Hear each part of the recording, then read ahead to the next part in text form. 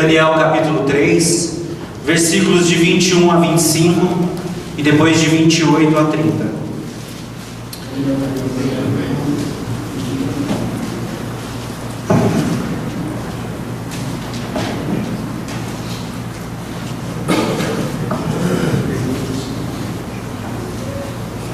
Em seguida, os 3 homens, trajando seus mantos, calções, turbantes e outras roupas, foram amarrados e atirados na fornalha, para ainda mais ardente.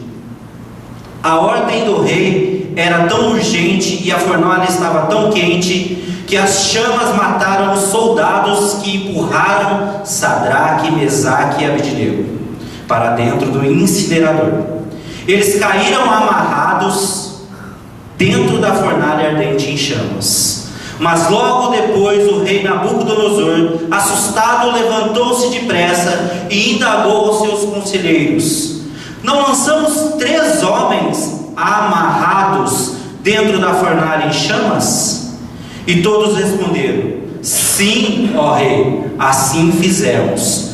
Então o rei exclamou: pois então vede isto, há 4 homens, aleluia, glória a Deus, há 4 homens desamarrados lá dentro, e nada sofrem, estão ilesos, e o 4º homem é parecido com o filho dos deuses, glória a Deus. Então capítulo 3, versículo 28. Então Nabucodonosor exclamou: bendito seja o Deus de Sadraque, Mesaque e Abednego, que enviou o seu anjo e livrou os seus servos, que depositaram toda a confiança nele, desafiando a ordem do rei, preferindo abrir mão de suas próprias vidas a prestar culto e adoração a outro Deus que não fosse o seu Deus. Diante deste acontecimento, eu decreto que toda pessoa de qualquer povo, nação, cultura e língua que proferir alguma censura ou blasfêmia contra o Deus de Sadraque, Mesaque e Abednego, seja sumariamente esquartejado, e sua casa seja transformada em um monte de entulho queimado, porquanto de fato não existe nenhuma outra divindade que possa livrar seus servos dessa maneira. E assim o rei promoveu Sadraque, Mesaque e Abednego e os fez prosperar na província da Babilônia. Vamos orar. Pai, obrigado, Deus, porque nós estamos aqui, Senhor.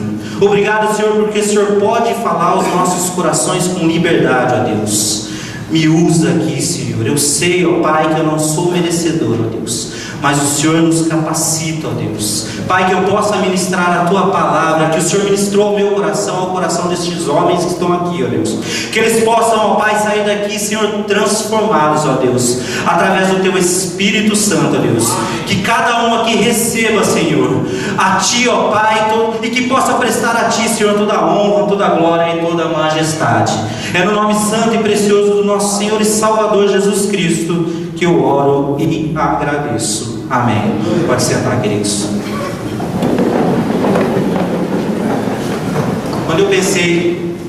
Quando Deus falou comigo através de Daniel, foi através de vale de tribulação. E o título que aqui na minha Bíblia é uma versão diferente de vocês, é King James, por isso que está um pouco diferente. Mas eu achei interessante porque é onde fala de vocês atados, né? A minha fala amarrados, que é a mesma coisa. Mas é interessante, a gente vai tocar nesse ponto. E o título que está aqui é: Deus livra os seus e muda o rei. E aí eu fui buscar um pouco, como é um texto muito grande, a gente não leu desde o começo, eu fiz uma síntese deste texto para que a gente entenda e para que aí sim Deus possa falar o coração de vocês através da ministração dele. E este capítulo ele acontece no Império Babilônico no ano de 605 a.C. E quem dominava era o rei Nabucodonosor, que era um rei forte e poderoso. Nesta época, em 605, Nabucodonosor invadiu Jerusalém e levou cativo o rei de Judá e alguns utensílios de Deus. Ele também pediu para que o chefe dos eunucos buscasse entre os filhos de Israel jovens sem nenhum defeito. E aqui, quando ele fala jovens sem nenhum defeito, ele diz que seria um jovem de boa aparência, instruídos de toda sabedoria, doutos em ciência e versados no conhecimento, e que fossem competentes para dar assistência no palácio do rei.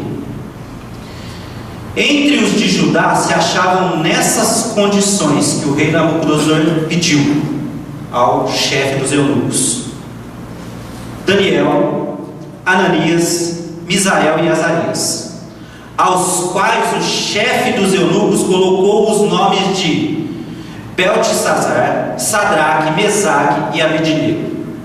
Estes nomes fazem referência aos deuses dos caldeus. E aqui a gente já vê a cara de Satanás. Vimos que já de cara Satanás providenciou uma maneira de mudar a identidade desses homens que eram consagrados a Deus. Houve um espaço aí do capítulo 2 para o capítulo 3, nós tivemos um espaço mais ou menos de 20 anos, onde nesse espaço o rei Nabucodonosor construiu uma estátua de ouro. E essa estátua ela media mais ou menos 30 metros de altura e 3 metros de largura. Isso está no verso 1 a 3. Relata que o rei chamou todos os seus governantes para uma grande reunião. O rei Nabucodonosor era investido de uma autoridade política muito grande. Tinha domínio sobre muitas nações e reinos. E era um rei altamente colérico e soberbo.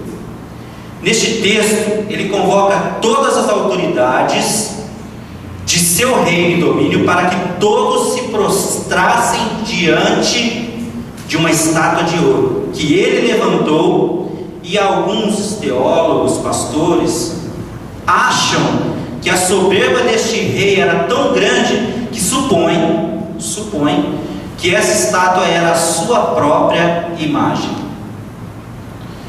O decreto do rei era quando se tocasse a música de todos os instrumentos, todos teriam que se prostrar diante dessa estátua e adorá-la. E assim aconteceu. Porém, observamos 3 jovens, Sadraque, Mesaque e Abednego, que fizeram a diferença no meio daquela multidão. Nós estamos aqui hoje para fazer a diferença no meio de uma multidão. Amém? Esses homens, juntamente com Daniel, tinham sido nomeados para posições de autoridade na província de Babilônia. Eram judeus piedosos, a quem Deus havia dado o conhecimento e a inteligência em toda a cultura e sabedoria, e os nomeou para esses cargos de autoridade. Devido à sua posição, eles provavelmente desfrutavam de muitas coisas que não só os judeus, mas também a maioria dos nativos não desfrutavam. No entanto, um dia essa situação mudou. Nós entendemos que às vezes a gente está com a vida certinha, a gente está agradecendo a Deus, a gente está louvando, a gente está vindo à igreja, nossa empresa está prosperando, nosso trabalho está indo bem, mas muitas vezes acontece algo que a gente não entende. E aí a gente começa a questionar a Deus. Alguma vez em sua vida você provavelmente já se perguntou: por que Deus permite que sofremos? Por que enfrentamos adversidades, dores, tribulações, enfermidades? Quantos aqui já perguntaram isso? Quantos aqui já passaram por isso? E a gente pergunta: por que Deus permite isso para com a gente? Muitas vezes caímos em situações que são armadas para nos queimar, como aconteceu com Sadraque, Mesaque e Abednego. Precisamos ter a confiança de que o Senhor nos livra do problema. Não nos livra do problema, mas nos livra no problema. Deus permite que aconteça uma enfermidade, que aconteça um problema na tua vida, para que você reconheça que depende única e exclusivamente de Deus. Eu, na minha vida passada, fui um empresário de sucesso. Eu tenho a maior tristeza no meu coração de dizer que eu já disse que meu melhor amigo era dinheiro no bolso. Que Deus possa falar o coração de vocês aqui, que a gente depende dele, a gente não é nada sem ele. Então nós temos que entender que nós só vivemos porque as misericórdias dele se renova toda manhã. E aqui agora começa a ministração de Deus ao meu coração, e eu tenho certeza que vai servir para muitas vidas aqui, porque Deus é maravilhoso, e Deus capacita cada um aqui. Não sou ninguém aqui, gente, mas Deus é maravilhoso, Deus é comigo. Sadraque, Mesaque e Abednego fizeram a diferença, não se inclinando diante de uma estátua. Nós estamos fazendo a diferença no nosso meio. Eu estou fazendo a diferença na nossa família. Você está fazendo a diferença na tua casa. Como está o seu caminhar? Como está o seu testemunho? A tia da minha esposa, que mora nos Estados Unidos, disse uma vez que a partir do momento que nós queremos acertar a nossa vida, queremos andar reto com Deus, nós perdemos muitos amigos, mas na verdade não são amigos. E através do nosso andar, do nosso caminhar, do nosso testemunhar, pessoas se achegam a gente. E é assim que nós cumprimos o mandamento de Deus. Através do nosso testemunho, a gente pode pregar, falar do Evangelho de Cristo que morreu por nós. Nós precisamos fazer a diferença onde vivemos. Não podemos viver os padrões impostos por essa sociedade corrupta. Eu costumo dizer que nós usamos a expressão de que o mundo jaz do maligno. Eu até comentei com o pastor André uma vez. Eu entendo que o mundo não. O mundo é de Cristo, foi Ele quem criou. Mas o sistema que está dentro deste mundo é do maligno. E nós fazemos parte desse sistema, que é um mundo corruptível. Pois os valores são diferentes dos nossos. Eles pregam aí fora, o mundo prega aí fora, sexo livre, idolatria, corrupção.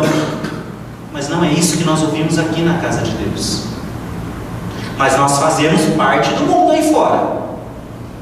Comentando com alguns pastores, eu tenho passado algumas semanas, pelo menos 3 vezes, com um homossexual ao meu lado, o dia todo, cujo pai é pastor.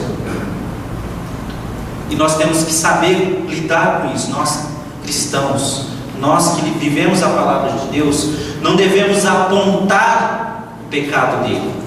Nós devemos amar o pecador e abominar o pecado. Aprendi com o pastor Fernando, na faculdade de teologia, que quando nós estamos doentes, nós precisamos de remédio. Nós não precisamos de acusadores. Mas eu estou nesse mundo corruptível. Eu estou ao lado de um homossexual que conhece a palavra de Deus. Não é fácil. Porém, não é porque eu estou que eu tenho que concordar com tudo.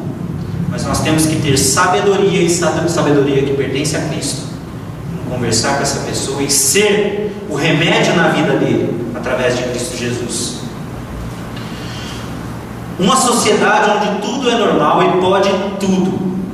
Nós não podemos nos inclinar diante dos seus conceitos étnicos, dogmas, porque divergem completamente daquilo que o nosso Deus propõe pela sua palavra. Aqui está o nosso manual. Gente, eu e minha mulher temos dito o seguinte: E são pessoas ao nosso redor que dizem isso. Pessoas que são ateus, pessoas que são espíritas, que dizem assim: nossa, olhando você e a sua esposa, o seu esposo, parece que viver Cristo é tão leve. É leve. Viver Cristo é fácil. Nós que complicamos. Nós temos um manual de vida. Ela está aqui. É a palavra do nosso Senhor e Salvador Jesus Cristo. Precisamos fazer a diferença, como os 3 jovens fizeram e não se inclinaram para essa estátua. Fizeram a diferença no meio de uma multidão. E aí vem uma pergunta: qual é a diferença que nós estamos fazendo? Isso é para você pensar, querido. Isso é para mim pensar. Sadraque, Mesaque e Abednego fizeram a diferença servindo a um Deus incondicional. E aqui eu achei interessante, porque ele traz os dias de hoje, e eu tenho visto muito isso na igreja. Não digo nessa igreja, eu digo a igreja. Muitas pessoas hoje querem servir a Deus condicionando a receberem alguma coisa em troca. Senhor, se o Senhor me der um emprego, eu vou dar o dízimo. Não é isso que a palavra fala. Senhor, se o Senhor me der isso, eu vou fazer aquilo. No caso dos 3 jovens, eles foram levados à presença do rei Nabucodonosor, que estava bravo. O homem estava bravo. Ele estava irado, a palavra fala. Mas nos nossos dias de hoje ele estava bravo. O homem estava irritado, porque eles não tinham obedecido o seu decreto. Na sua soberba, Nabucodonosor disse, está em Daniel capítulo 3, versículo 15: mas se vocês não a adorardes, sereis lançados imediatamente no meio de uma fornalha de fogo ardente. E quem é o Deus que te livrará de minhas mãos? Mas a resposta dos jovens alegrou o coração, sabe de quem? De Deus. O que nós temos feito para alegrar o coração de Deus? Não é fácil, mas é fácil tentar. É só a gente ter uma vida reta, uma vida segundo a tua palavra, que nós vamos começar a alegrar o coração de Deus. A Bíblia diz que nós somos santos. Muitos não conhecem. Esse é o nosso manual da Igreja de Nazaré. E a primeira coisa que fala, além de contar a história, diz que a fim de preservar a herança que nos foi dada por Deus, a fé que uma vez foi dada aos santos, especialmente a doutrina e a experiência da inteira santificação. Nós estamos em busca diária da inteira santificação. Pois eles mostraram a diferença mais uma vez, não se importando com o que ia acontecer, mas estavam unicamente preocupados em permanecer obedientes a Deus. Eles não se preocupavam com o que o mundo oferecia. Eles estavam preocupados em obedecer a Deus. Infelizmente, o nosso mundo hoje se preocupa com tanta coisa banal. Muitas vezes a gente deixa de orar com os nossos filhos. Muitas vezes a gente deixa de almoçar, se alimentar junto com a nossa família. Por causa de quê? Televisão.